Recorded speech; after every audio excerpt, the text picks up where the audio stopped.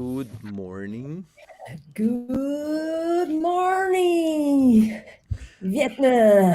How are you today? I'm fine. And Gr- you? Great. I'm fine too. Let's see. I have something interesting to. Well, I think it's something interesting. Mm. Uh, but wait a second. Let me just make sure that I've got everything right. No, it's about our visitor Ah, from yesterday. tell me. I'll tell you, and I think you're gonna. I don't know. I think you're gonna find it quite interesting. Well, remember the video we were watching? Yes. Okay. What was the message in that video? The last one from Daryl. Uh, the last one Yeah, the video we worked about on. the respect. The respect. Mm-hmm. But Yeah. but also the lesson. Remember when he talked about the teaching lesson? Yes. Mm-hmm. What what About what do you remember about the logic of the that logic lesson? is that ignorance breeds fear, Mm, and fear breeds hatred. mm-hmm. And we hate what we fear, so that's the logic. Mm-hmm. Good. And that's why all of this breeds to uh, violence and destruction. Mm-hmm. Yes. Okay. Good. Um, and then in the end, when he showed the CNN report, Yeah. what kind of message do you think he was trying to pass on? Uh, well, I think he tried to pass the message that we all have to respect the others, Mm-hmm. uh, and this respect um, is related to communication and the right, and you have to you don't have to agree with what the other person is saying, but you need to you should agree with the right that the other person The right to express, yeah, the the right right to air their views, right? there, So yes. so this is very interesting, isn't it? It's not Yeah. about respecting the content of Uh-huh. what they're going to say, because you don't have to respect the content, the message. You don't have to Uh-huh. respect that, but you have to respect that person's right to say it. Mm-hmm. So for yesterday, I had a very interesting. I was going to text you later, but I said no. I think I'd rather tell her this in person. Yesterday, I was a victim of that. I was a victim of ignorance. Think about Yeah. this. Yes, it's the perfect example. Is Mm-hmm. the perfect example. We can totally kind of model that, into our experience here. Well, first of all, what is this? Well, this is our little comfort zone. We meet here every day. We know each other. We know what we are doing, right? We're Right. not trying to impress anybody. We're not trying. We're here, right? And we want to use this tool. We want to explore this medium, right? And get experience and play around with it because we can. It's available to us, right? Right. No big deal. It's our little comfort zone. Yeah. What happened yesterday?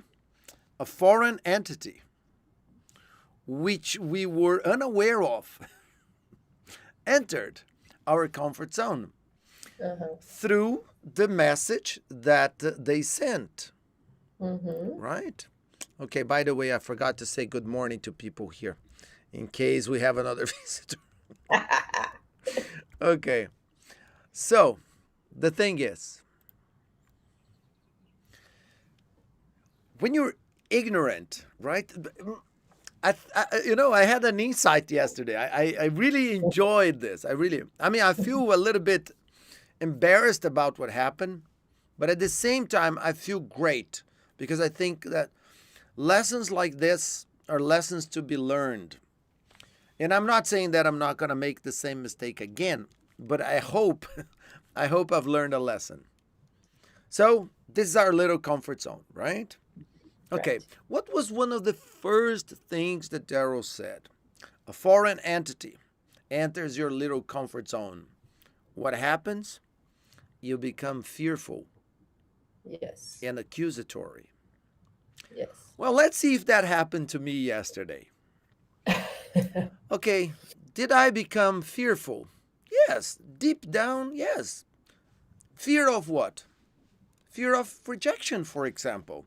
We all fear that. Even if we say we don't care, deep Yeah. down, nobody wants to be rejected. We have to be honest about this, right? At least Mm-hmm. I admit that. Yeah. Okay? I think what I can say is that I can deal with rejection. There are people that lock down, they get depressed and so on. I can Yeah. manage, right? But I don't like it.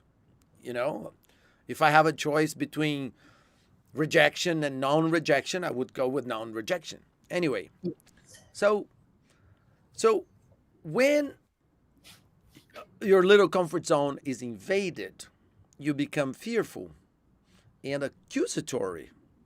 That's what I did yesterday, didn't I? When I told you, oh, look, this person is saying this and that about us. So I Yeah. started accusing that Yeah. person, right? Right. Okay. But the truth is, did I have all the facts? I mean, did I know who the person was? Did I know No. where the message was coming from? No. Worst of all, I didn't know. I didn't pay attention to time. Because you see, the thing is, I started streaming because every morning I have to set up the software, right? So I have Uh-huh. this application called OBS, which is a screencasting software that allows me to record the screen. And it also allows me to, um, what's the word? To stream. So before you enter the room, I had a few minutes to set the software. And while I Uh-huh. was doing that, I didn't say anything. But I replied to a WhatsApp message which was sent to me by my second kid's mom. So she sent me a message in the morning in Portuguese. Yeah. And I replied.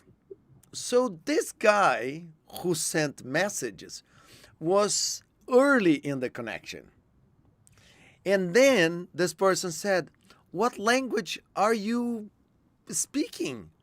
Can you speak up, please?" Because there was no sound. You see, I Uh, was just typing a message in uh-huh. Portuguese. Now, I don't know what part of the world this person is from, but of course, they did not recognize Portuguese. They just Uh-huh. realized it was a different language. So, what language? So, they were not trying to offend us, me. You were not even in the room. Okay, and then they said, I mean, this person said, so what language are you speaking? And then Uh-huh. after that, he said, "Can you speak up, please?" Because probably he thought that my audio was low and I had not paid attention to that. So there was no Uh-huh. sound. Okay. Yeah. So anyway, you came in, we started a class, and then after 20 minutes or so, I decided to just check the YouTube window to see if everything was working, if it was streaming. And then I thought, Uh-huh. oh my God, there are messages there. Somebody, entered our room. But they were terrible messages because they were insulting me. What language are you speaking? So isn't that interesting? How we can connect with that lesson? Uh-huh. Ignorance. I was ignorant of the facts, right? Mm-hmm. I accidentally, I unintentionally, I twisted the facts, Uh-huh.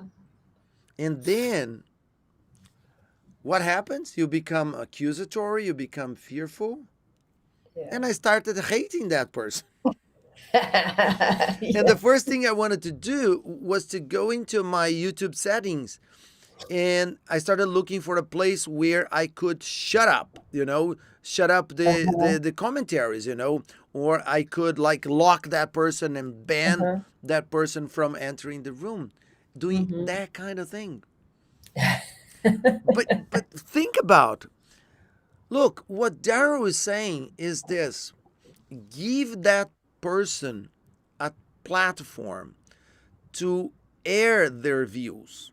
Then you politely and intelligently Mm-hmm. you challenge those views, and there's a good Mm-hmm. chance they're going to reciprocate, right?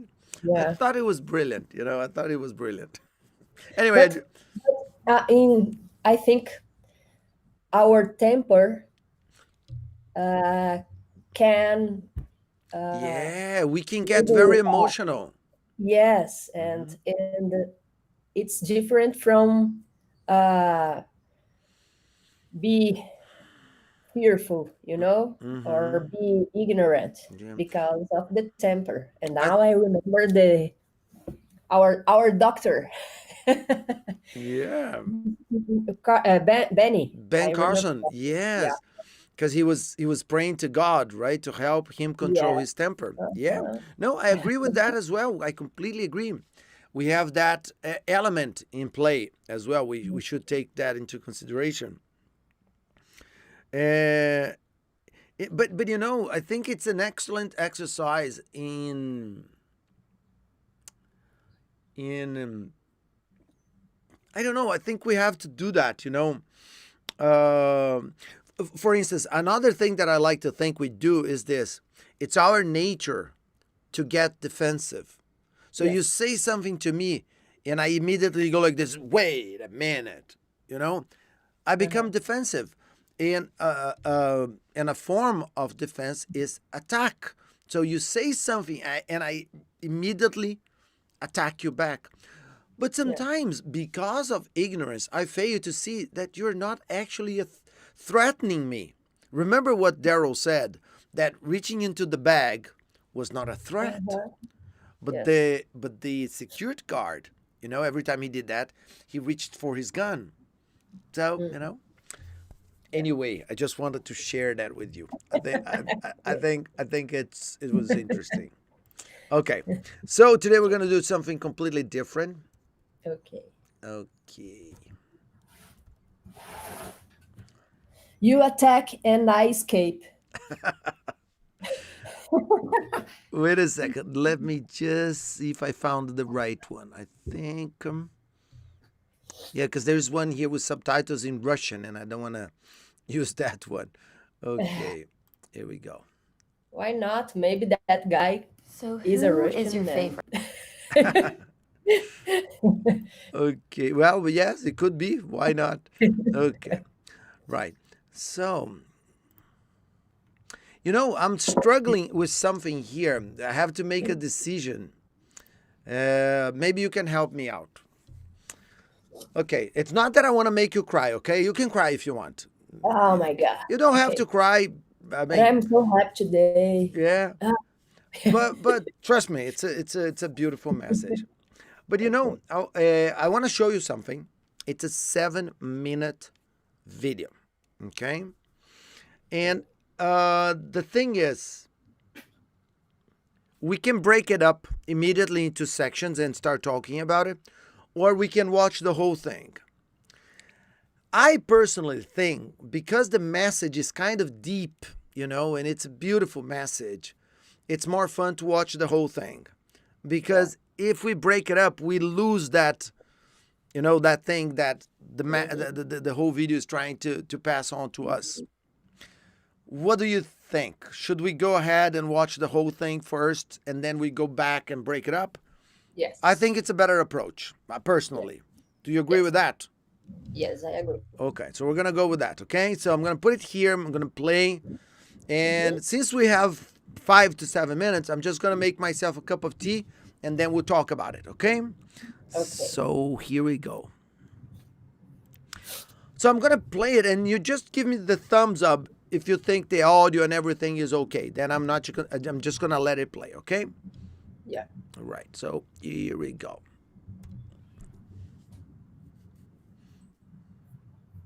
Oh, sorry, forgot to click. So, who is your favorite? You are definitely the favorite. In fact, I've gone off the other three.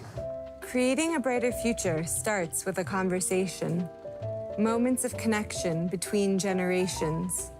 Experiences shared, lessons learned. This is Talk to Me. We had very different upbringings. Your mother died when you were 14. You started U2 when you were 16. Were the band like a first family to you? I have been on the road since my mother passed away, probably since I was 14. I was living alone with two men, three aggressive Irish men, living in a small house in the north side of Dublin. It wasn't very harmonious, and I'm sure I was the root of most of the problems. The house was just that. It was no longer a home for me. And I guess you two became that surrogate family. I'll be honest with you, I've only really understood the feeling of home when you entered my life. And even then, it's taken some time for me to get back home.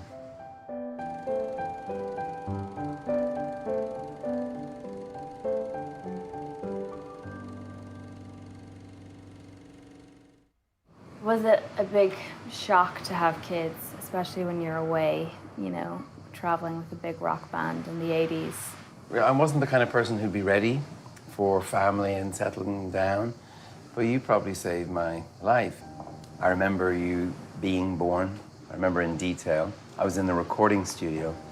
Your mother came to pick me up. She had packed me a small little flask of whiskey, some novel I was reading, some newspapers. She was the together one. I was recording. So up to the last minute, I was probably in denial. Men experience great fear during the childbirth of their kids because there's nothing they can do. Normally if somebody you love is screaming or, upset, you just smack the person who's making it happen. You can't do that. So I had a very strange Irish deal with this, and I recorded your heartbeat. So I had this little portable tape recorder, and I recorded your heartbeat. And I was going to make a song up using your heartbeat as a rhythm. And I noticed the heartbeat getting slower. So I called the nurse and I said, look, the heartbeat's getting slower here. And they were like, yeah, no, don't worry. And I said, no, really, tempo. I understand tempo. And eventually I called the doctor. And the doctor went, ah. And so you were rushed into existence. You were so small, you were tiny. They suggested that you should be near my heart or your mother's heart. You were so vulnerable. You were 5 pounds. So you slept on my chest for 2 weeks. It's the most terrifying thing in the world to have this little thing right there. You were born on my birthday. Greatest gift I could ever get. Cosmic twins. Cosmic twins. But I think there's something, we were born for each other. Still can't believe you made Mom drive herself to the hospital while she was in labor.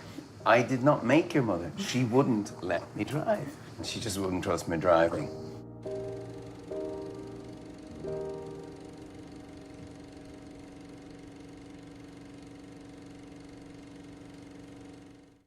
You grow and evolve into this role that you've played for me in my life, and what have you learned through that experience? They say being in a band is like a extended childhood. I don't really agree with that, because actually I think to have the friction of equals is quite mature. That said, all the sort of gangland, youthful silliness stays with you. So I'm not sure I was the most evolved man. I'm still working on that. And your mother's was incredible immediately. And I just kind of followed her around and did what she said. My father, when we announced that your mother was pregnant with you, he just laughed.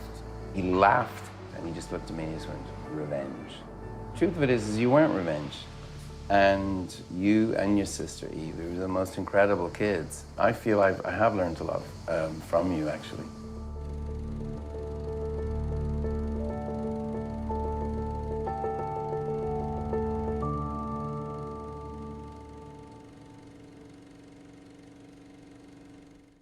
what would you say is your greatest achievement?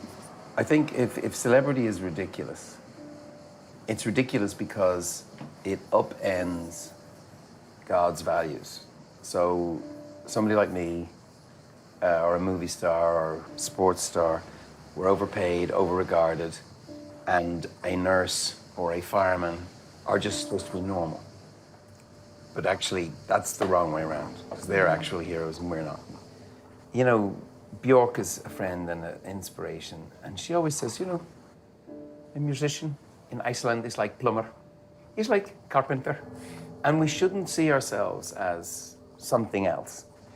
But if celebrity has anything to offer, it's that you can use your celebrity to shine a light on issues and put a spotlight on people whose voices are not heard. I think we do have to make a deal with ourselves, with our family, with God, about this inequality. So I just live a life that I think is the right life for our family. We try and deal privately with some redistribution of that wealth.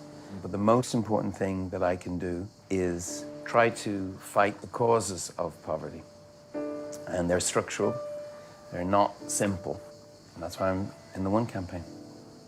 I think the thing that offends me the most is the waste of human potential. If I had a definition of love, it was something to do with realizing the potential of the people around you. I was a chess player when I was a teenager, and I see some down and out sleeping on a park bench, and I think, he could be a champion chess player or an athlete who's smoking crack. That's what it all comes down to for me, is that we can realize each other's potential. You know, you look at a disease like malaria and you think of all the Mozarts, all the Steve Jobs, all the Bill and Melinda Gateses, all the brilliant people. We don't know how many of them we've lost through a tiny vaccination or a bed net, not having that. That's probably at the heart of who I am.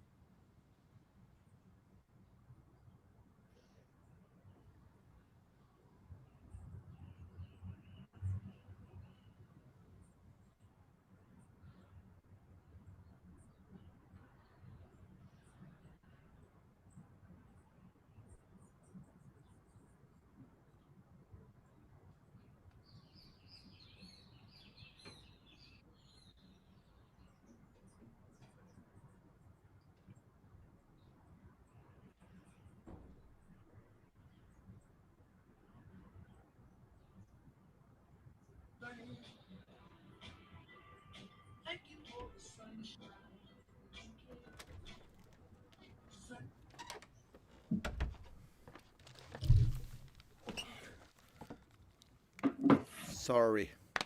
I was supposed to come back before it finished. No problem. So, how was it? Good, interesting. I wasn't here. Did you cry? No. No, No. no. So it wasn't a crying video. I mean, not for Yeah, you. no, Okay. no, no. Uh, Before we go back and start breaking it up,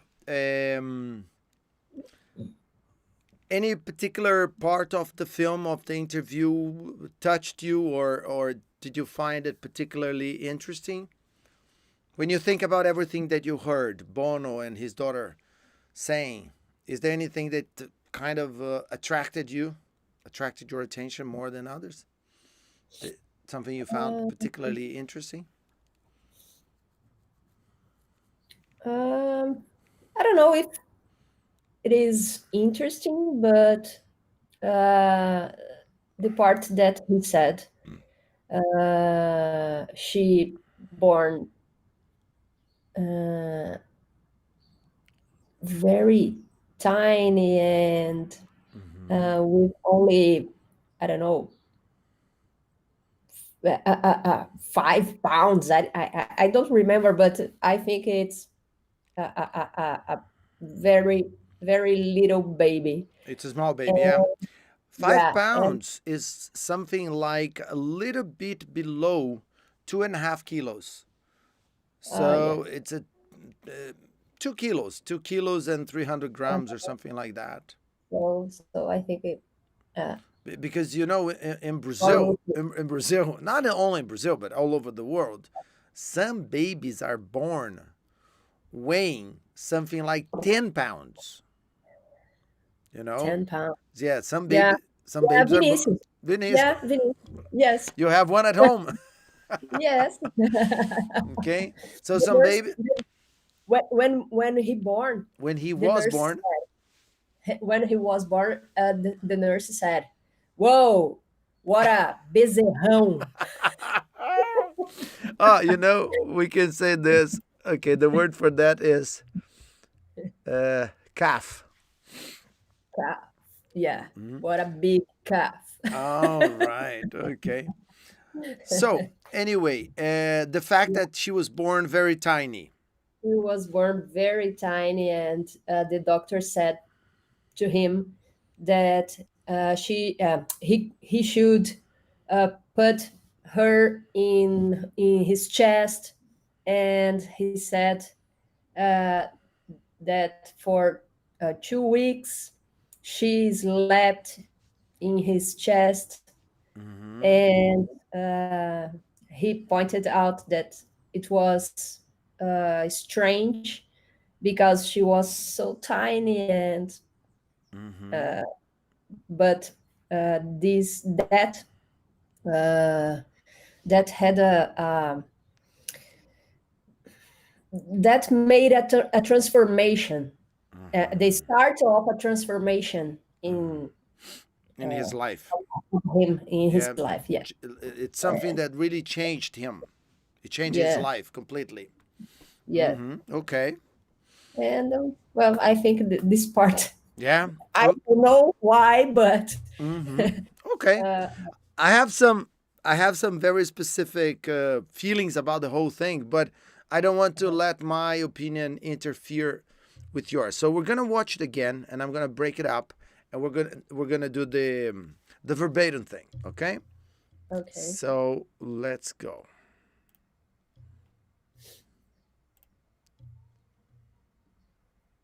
So, who is your favorite?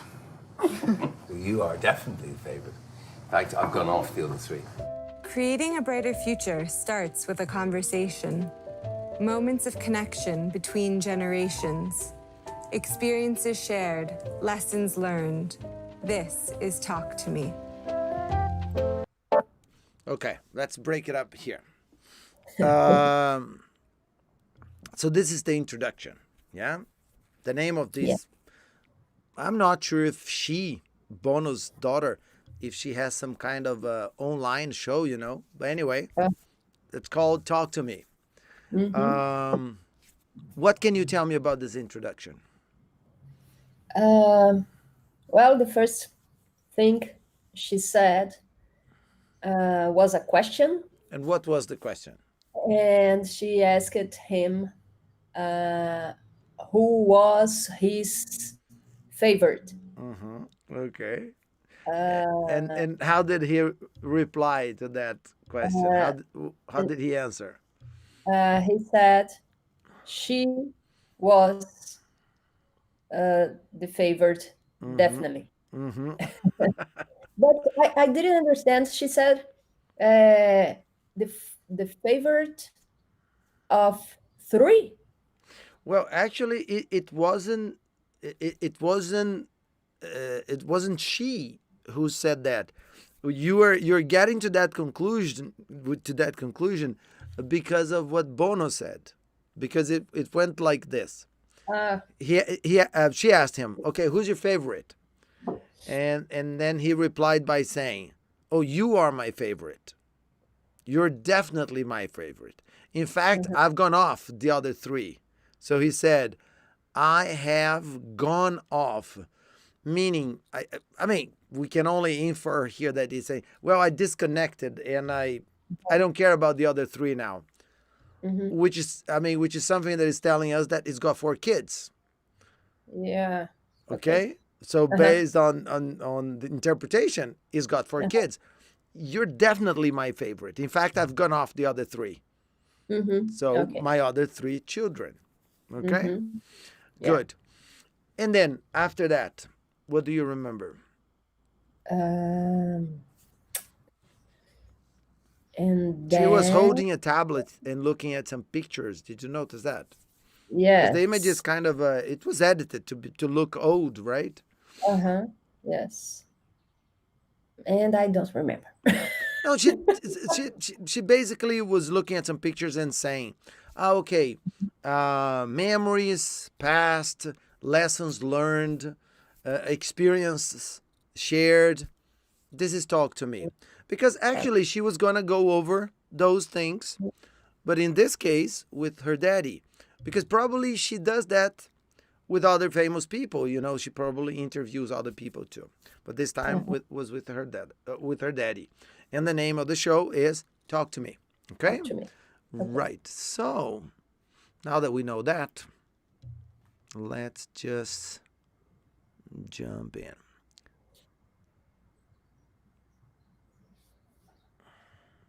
One second, please. So who is Experiences shared, lessons learned.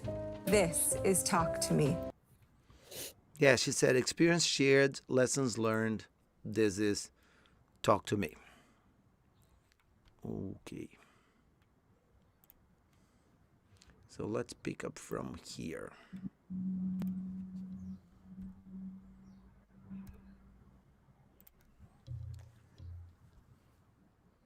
Talk to Me.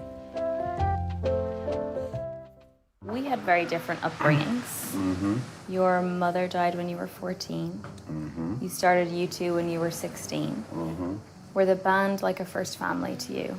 I have been on the road since my mother passed away, probably since I was 14. I was living alone with two men, three aggressive Irish men, living in a small house in the north side of Dublin.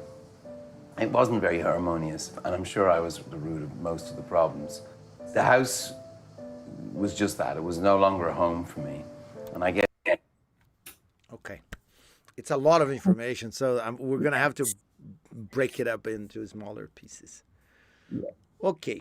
Do you remember how she started? I mean, what was the question she asked? Yeah. First, she made it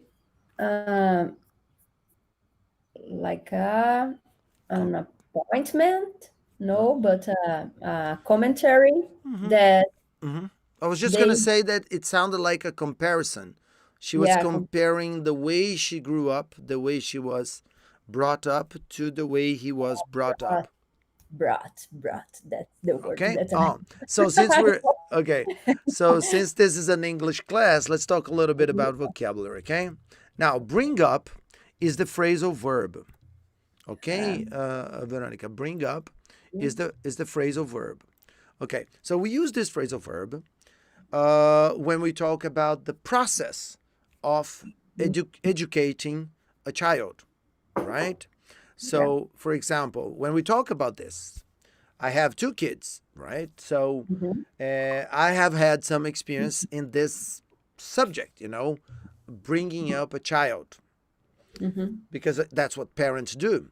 For example, when you're a kid, if your parents die in an accident, for example, which is something that sometimes happens to some kids, both parents die in an accident, and then they're brought up by their grandparents, for example. So their grandparents bring them up. Okay, in other words, it takes them from childhood to adulthood.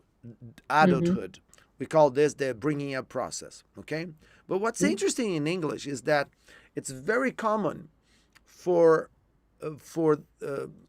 this exists in the English language. You get a phrasal verb and you transform into a noun by repositioning the parts, right? And using the ing form.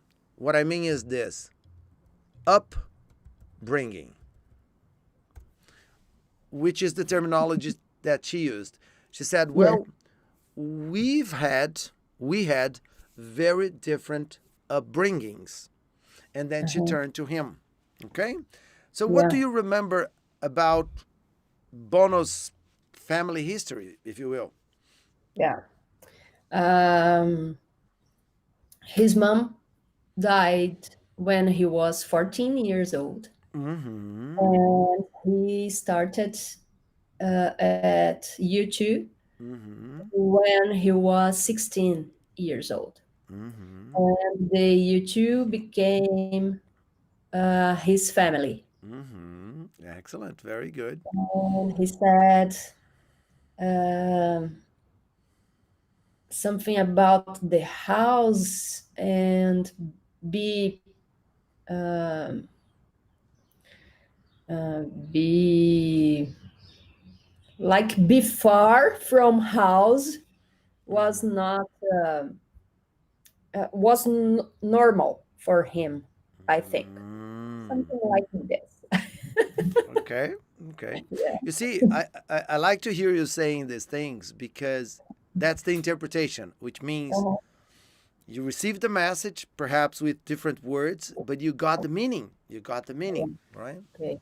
Okay. So that's why we're going to listen to it one more time before we advance. Okay. Yeah. Right. No, what I mean is this. So we have some milestones in his life. At the age of 14, his mom passed away. She died. Mhm. And yes, you're right. There was that question about the band. So yes, the band was a family to him.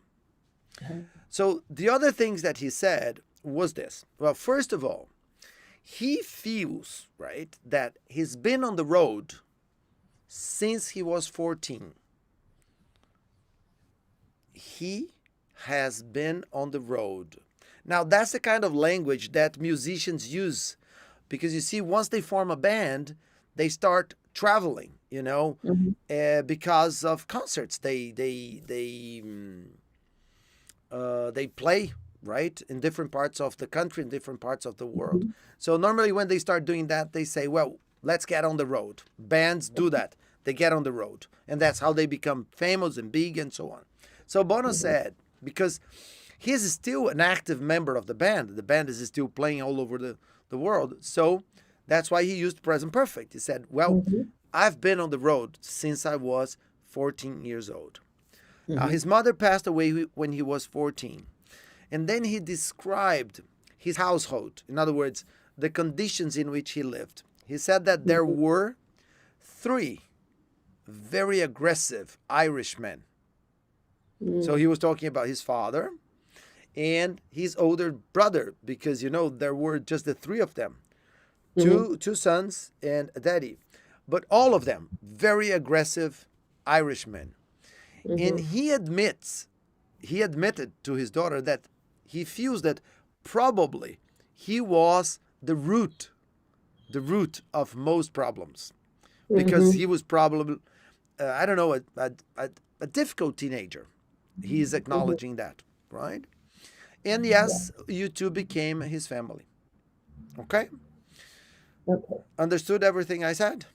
Yes. Yeah? Okay, so let's listen to that thing one more time before we advance.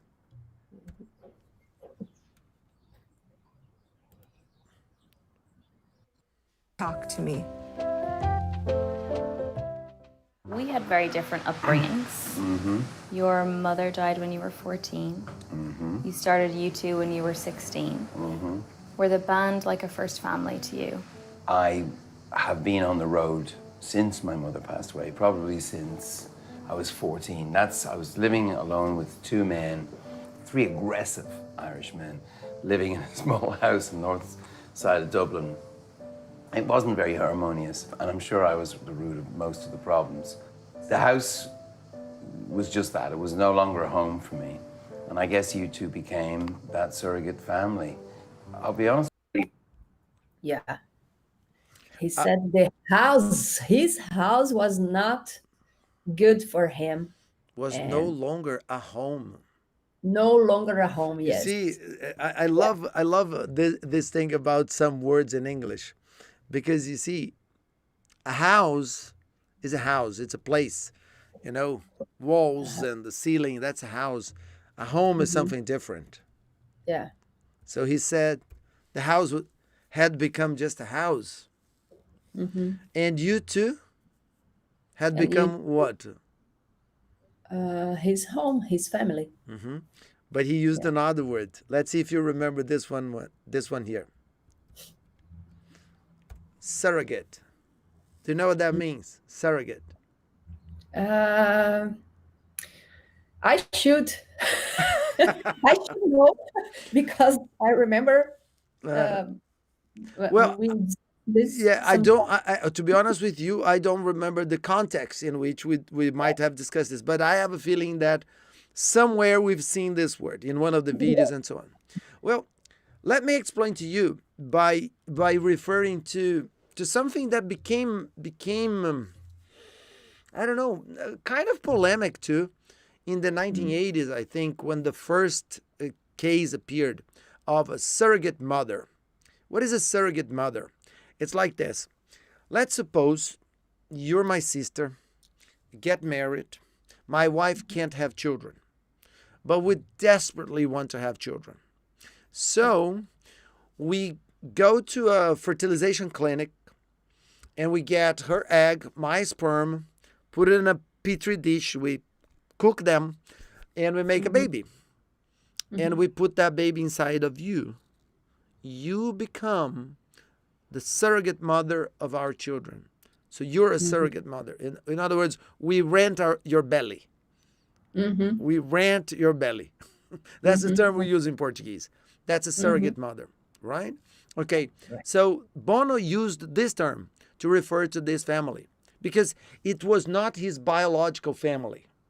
Mhm. So it was like a family he was not renting, but like renting. So Mhm. you two became his surrogate family. Now I remember we discussed this word in I don't know if I think it was a news Mm-hmm. about uh, the coronavirus and uh, um, people that was in some city Mm-hmm. in Europe. Mm-hmm. Don't you remember? And You see, I'm trying to remember. I'm picking up yeah, every detail that you're giving me, but not yet. yeah, Alzheimer's.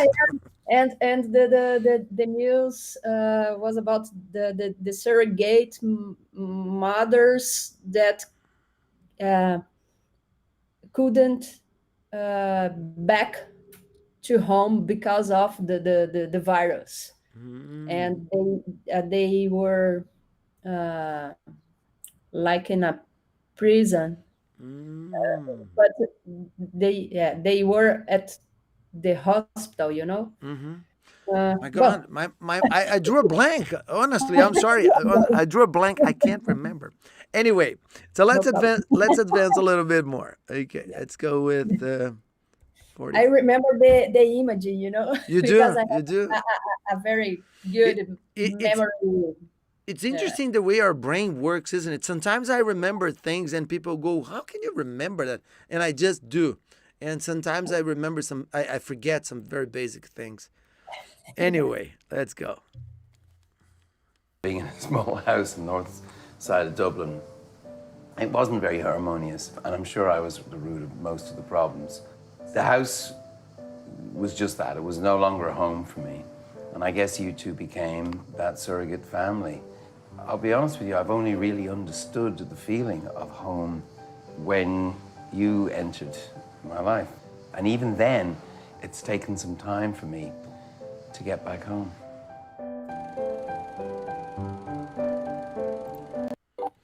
Okay. Yeah. So, to Okay. be honest with you, so what did he say when he said he was going to be honest with her? Uh, well, he said the YouTube became His the surrogate uh, family, family. Yes. right? And then he said that, to be honest,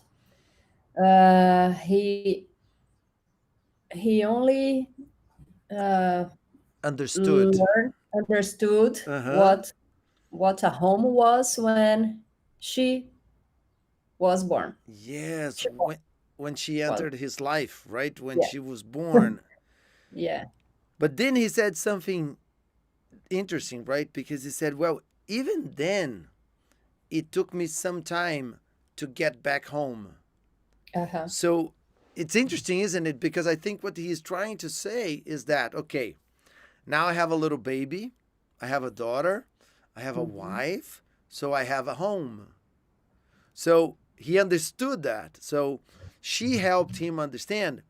But even after realizing that, it took him some time to come back home, which means that probably there was a period of transition Mhm. between, Mhm. leaving the band, because the band was his family, it was his surrogate family, and coming back home, because now he was coming back home, really.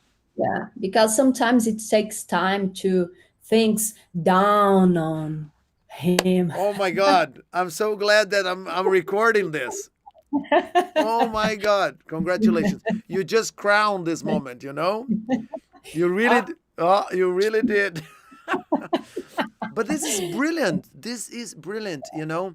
I was talking to a student of mine yesterday at night, and it was really interesting because he learned with me that to say, I've got something like I've got a car, or I've got a mhm, new mobile phone means the same thing as I have. And he learned that with me something like 3 years ago. And uh-huh. it's something he has never forgotten. So last night we were talking and we were watching a film, and he wanted to describe something, and he wanted to describe something someone has got. And he used it so naturally. And I asked him, man, how can you remember that? And he said, yes, Alfredo, I know. I learned that with you. But it's one of those things, because if you learn and then if you start using them, in other words, in a very meaningful way, you never forget. Yeah. Okay, brilliant. So it dawned on him. All right, Yeah. so let's advance. Okay, and so here we go. 45, 59. There we go. That surrogate family. I'll be honest with you, I've only really understood the feeling of home when you entered my life. And even then, it's taken some time for me to get back home.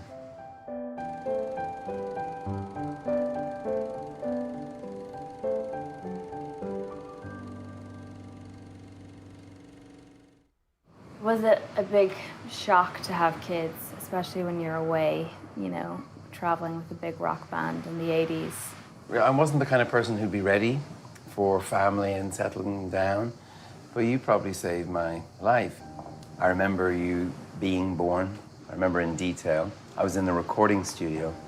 Your mother came to pick me up. She had packed me a small little flask of whiskey, some novel I was reading, some newspapers. She was the together one. I was recording. So up to the last minute, I was probably in denial. Men experience great fear during the childbirth of their kids because there's nothing they can do. Okay, so So, what's the question? Okay, what did she ask him? oh my God. Uh, He what was he was she traveling. said. At that time, he was traveling the world with a rock band, a big rock band, Yeah. right? So she Yeah. wanted to know if it was a shock to him. Mm-hmm. Yeah, A shock. to have Uh, kids. yes, to have kids when Hmm. he was in the way. She said something. Yeah, when he was away, you know, Away. he was Yes. away because he was not at home. He was Uh-huh. away, with a rock band, traveling the Hmm. world and so on. Yeah. Uh, and then he said uh, he he was he wasn't um ready for a family Mm, and to settle down. beautiful, verbatim. Yeah, Yeah. ready for a family and settle down. Yeah. Fantastic. Uh, but he said she did that with him. Hmm. Uh, and then he um he said what happened when she was born Hmm. uh, in the day of her birth, Hmm. because he was recording, Hmm. and um, her mother uh, went to pick him at the studio, Yeah. and he made a,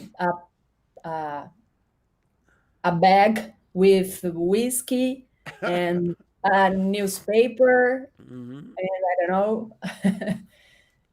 And uh, and a book, a novel that he was reading. yeah.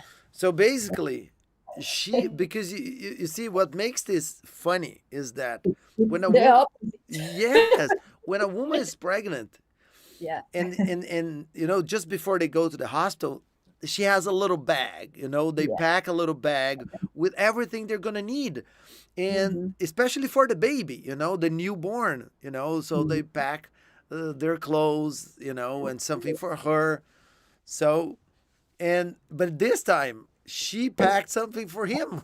Yes. Like she said that, his wife had packed a flask of whiskey, a Hmm. newspaper, and a novel that he was reading.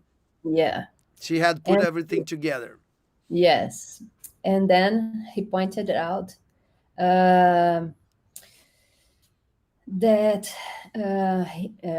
he felt um, fearful because uh, in that moment, men couldn't help too much. Men, uh, um, yeah, men can't do Anything. anything. Yeah. Excellent. Oh my God, you remembered a lot. Okay, so just let me help you out with a few keywords. So she wanted to know if it was a shock to him. When she said Mhm. that, she was referring not to her birth, the day she was born. No, she was referring probably to the moment when he learned he was going to be a father. Probably the Mhm. moment when his wife or her mother told him, "Look, I'm pregnant. We're going to have a baby." Right? So that Mhm. was the first thing. So if it was a shock to him because he was away, you know, with a big Mhm. rock band, and then he learned he was going to be a father, right? Now Mhm. I have an interpretation question for you because I think you're good at this kind of thing. He said this: I was not the kind of person who would be ready for a family or to settle down. Mhm. What does that mean? I was not the kind of man that would be ready to settle down or to have a family. Uh, What do you think that means? uh, well, he's a band guy, a celebrity. Uh huh. Uh huh. uh, well, he was, or he's always on the road Uh huh. with shows and Uh-huh. It's difficult to. Okay. Let me rephrase my question now from a language structure point of view. Mhm. He uh, he said something, right? But he could have said uh, uh, something similar using a similar structure. For example, he said, "I was not the kind of person who would be ready. I was not the kind of person who would be ready to settle down to start a family." Mhm. He could have said, "I was not the kind of guy who was ready to start a family and to settle down." What's the difference when you say I was not ready and I was not the kind of guy who would be ready? What do you think is the difference in Um, terms of interpretation? um, well, when he said he would, I think it's because uh, uh, he became a kind of that guy. It's funny because what you said earlier, in fact, already answers that question. Okay. Oh, Mm. imagine I'm Bono. Okay. And I'm married, but I don't have kids, right? And I'm always traveling the world. I don't have like a fixed home. I have a place in Ireland, right? But I spend most of my time on the road. Mhm.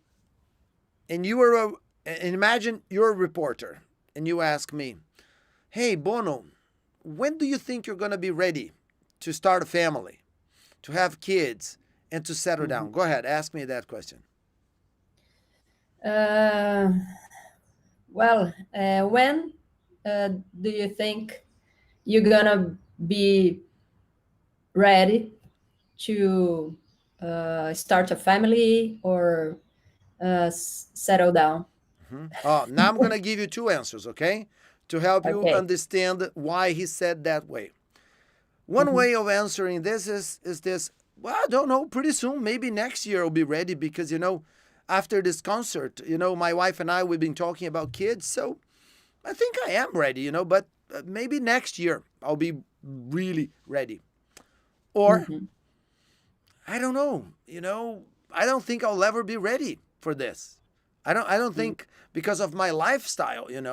I'm a rock star. I'm always traveling around the world, so I don't know. I don't think I'll Mhm. ever be ready. Does that make sense? Because you see, Yes. that's the message he Mhm. was trying to communicate when he said, "You see, I wasn't the kind of guy who would be ready. He would never Mhm. be ready." Mhm. And that's why he thanked her. She saved him. Uh-huh. She brought him home. Okay. He needed that kind of push. You see, Mhm. because he was not that kind of guy. Left to his own devices, he would never be ready. So he had to be pushed into Uh-huh. parenthood. Uh-huh. you know? Okay. Uh-huh. Does that make sense? Yes. Right? And it's interesting Mhm. to make this kind of interpretation because that's what he was trying to say. That he was that kind of guy. He wasn't Mhm. ready and he didn't think he was going to be ready. So Mhm. he needed to be pushed. Mhm. Okay? Okay. So let's just repeat that one more time. Oops. Okay.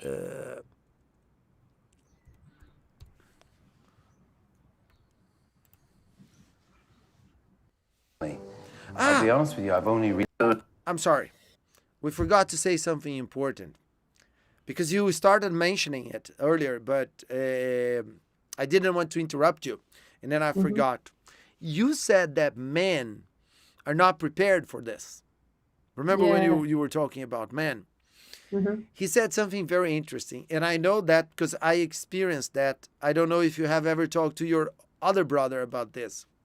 Mhm. Men experience childbirth in a very peculiar way.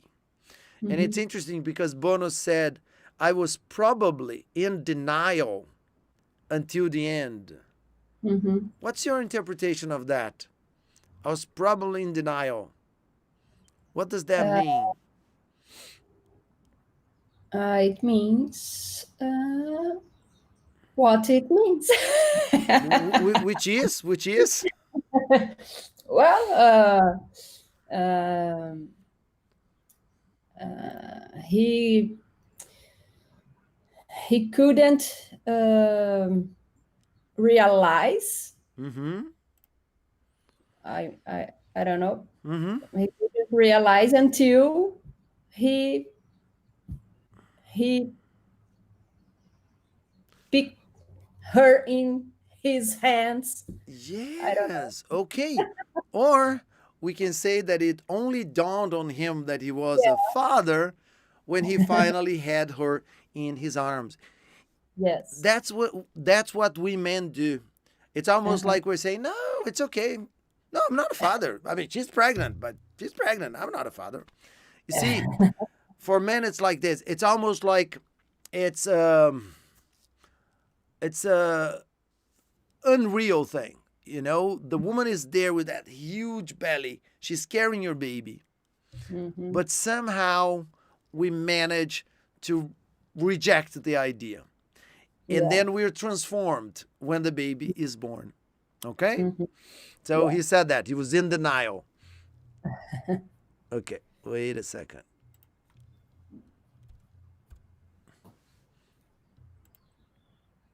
Oh, I did it again. Forgive me. Sorry. It's the number thing. I'm sorry. 1 second. Okay, here we go. Now it's okay. I'll be honest with you, I've only really understood the feeling of home when you entered my life. And even then, it's taken some time for me to get back home.